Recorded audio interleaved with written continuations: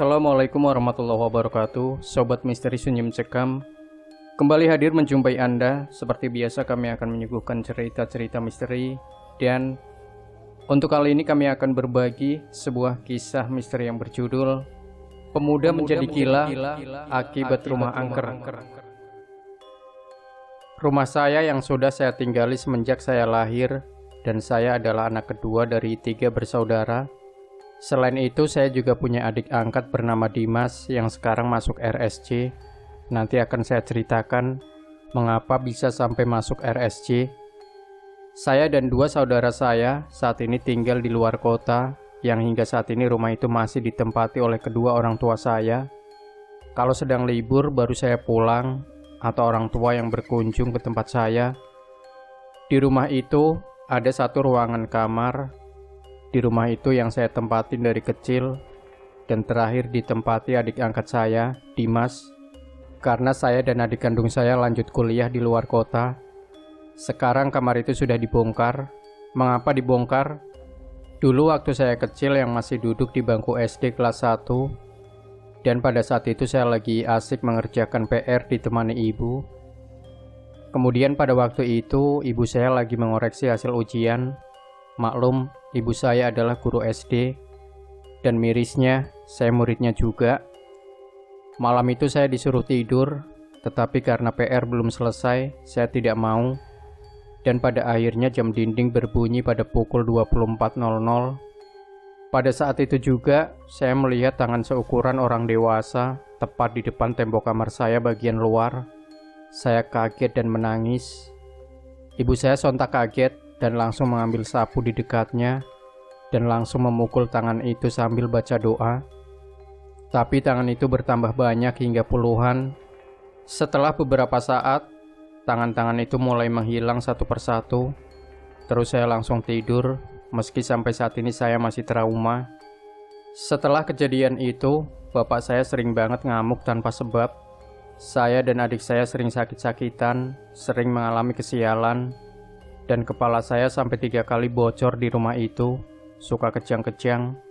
Saya dan adik angkat saya juga pernah tidur berjalan, kesurupan, dan yang paling parah, kesiram air panas bersama adik saya. Dan waktu pembantu saya mengambil air dari teko yang sedianya mau diisikan di termos, tiba-tiba tidak ada alasan jelas mengapa pembantu melempar teko yang berisi air panas itu ke kami. Banyak kejadian mistis di rumah ini. Contohnya pada saat kami sekeluarga keluar, dan kemudian waktu saat kembali yang diceritakan oleh tetangga saya, yang katanya melihat maling hendak masuk ke rumah, tetapi tiba-tiba malingnya lari terbirit-birit setelah mencongkel jendela, padahal rumah kami dalam keadaan kosong waktu itu. Maling itu ketakutan setelah berhasil membuka jendela, entah apa yang dilihatnya. Dan saat lari pun si maling tiba-tiba terjatuh berkali-kali, seperti ada yang menendang. Lama-lama keluarga saya mulai cemas dengan keadaan rumah ini, dan pada suatu hari keluarga saya kedatangan tamu dari Malang. Beliau simbah saya yang tergolong orang pintar. Saat itu saya sudah duduk di bangku SMA. Setelah berkonsultasi sama simbah, katanya di situ ada beberapa jimat atau pusaka yang tertanam di bawah pondasi rumah. Entah dari mana datangnya, namun diperkirakan sudah ada sebelum rumah dibangun, dan kabarnya yang tinggal di situ banyak sekali, termasuk salah satunya sosok orang tua bersorban putih, yang konon penghuni rumah saya yang paling kuat. Akhirnya simbah saya menyarankan agar setiap malam Jumat dibuatkan kopi hitam, yang nantinya ditaruh di kamar saya, dan saya tetap nekat menempati kamar itu, meski keadaannya yang tidak beres. Dan kemudian kopi tersebut paginya harus disiramkan di depan kamar saya. Hari demi hari kami lalui seperti itu, bikin kopi dibuang, bikin kopi lalu dibuang lagi. Yang pada akhirnya saat saya kelas 3 SMA, saya mulai menyarankan ke keluarga, kebiasaan buang kopi itu dihilangkan saja, karena bisa saja kita tergolong musyrik. Setelah rundingan lama, saya sok ceramah. Akhirnya keluarga saya setuju untuk menghilangkan kebiasaan itu. Tapi, ini ternyata jadi masalah yang besar. Masih ingat di awal, adik angkat saya yang bernama Dimas masuk RSJ. Setelah saya melarang ritual kopi, saya jadi sering ngalamin kejadian-kejadian aneh seperti rambut dijambak waktu tidur, terus terdengar tangisan cewek, muncul sosok puluhan wajah dari tembok kamar yang seakan mereka lagi berbincang-bincang, penampakan tengkorak, puluhan kelelawar masuk kamar dan lain-lain. Tetapi saya tetap nekat menempati kamar itu, karena itu kamar paling gede di rumah saya. Sampai saya lulus SMA, saya lanjut kuliah di Semarang, dan kamar itu ditempati oleh Dimas.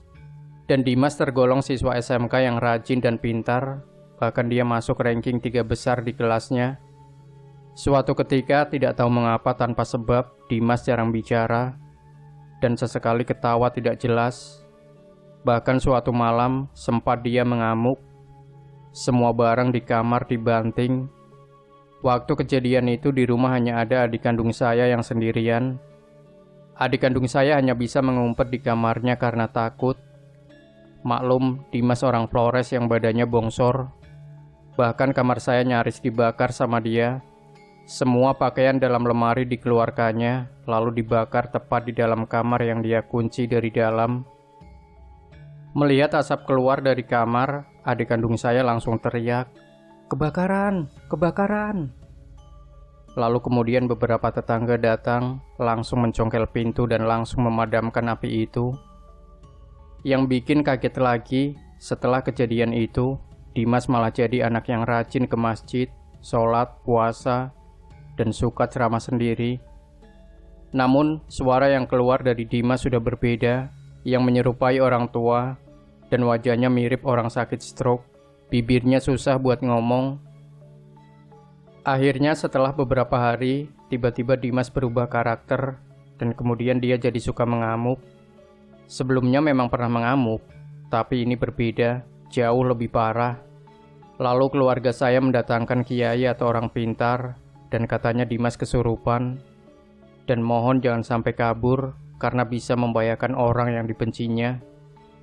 Benar saja, suatu hari saat keluarga saya lengah, Dimas tiba-tiba lari dan sudah tidak terkejar karena larinya kenceng banget. Setelah seharian mati-matian mencarinya, keluarga saya mendapat kabar kalau Dimas masuk penjara. Setelah saya lihat berita di TV yang diberitakan, dan pada akhirnya setelah dilakukan pemeriksaan kejiwaan, Dimas dimasukkan ke RSJ. Sekarang kami sekeluarga kehilangan kontak dengan Dimas. Terakhir dengar kabar Dimas sudah di Flores. Sampai saat ini rumah berantu ini masih ditempati kedua orang tua saya, yang kemarin baru saja dijebol salah satu temboknya untuk digabungkan dengan ruang tamu. Dan kemudian bapak saya tiba-tiba berubah menjadi seperti anak kecil, menangis karena kamarnya digusur. Jam 24.00, bapak saya kabur dari rumah, tidur di bekas reruntuhan tembok yang sudah difungsikan sebagai penutup lubang sampah yang berada di samping rumah. Bahkan sebelumnya ibu saya mau digerayangi sama setan. Setelah kejadian itu, rencana tembok pemisah antara kamar dan ruang tamu mau dibangun kembali. Sampai sekarang, tiap malam di rumah saya diadain yasinan atau pengajian. Sebenarnya saya ngeri pulang ke rumah, tetapi orang tua saya ngotot tidak mau pindah dari rumah itu.